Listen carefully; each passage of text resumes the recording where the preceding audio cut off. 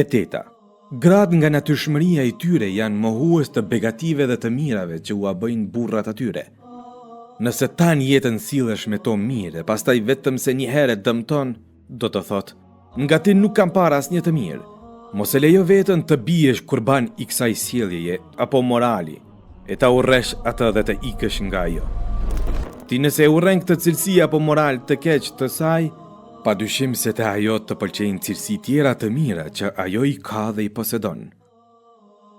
E nënta, dije se gruaja kalon në për disa periudha të dobësisë trupore dhe të lodhjes shpirtërore, derisa Allahu në këtë periudhë nuk e ka ngarkuar me disa detyrime fetare. Nga ajo nuk kërkohet namazja se si gjatë periudhës së menstruacioneve dhe lehunis, dhe po ashtu agjërimi, edhe pse agjërimi pasi që të kaloj këtë periudhë kërkohet të zëvendësohet. Në këtë periudhë qëndro pranë saj dhe bëhu i sjellshëm me të. Ashtu siç Allahu i lehtësoi disa detyrime, edhe ti bëhu i sjellshëm dhe mos kërkon nga ajo shumë. Zvogloj kërkesat dhe urdhrat e tua.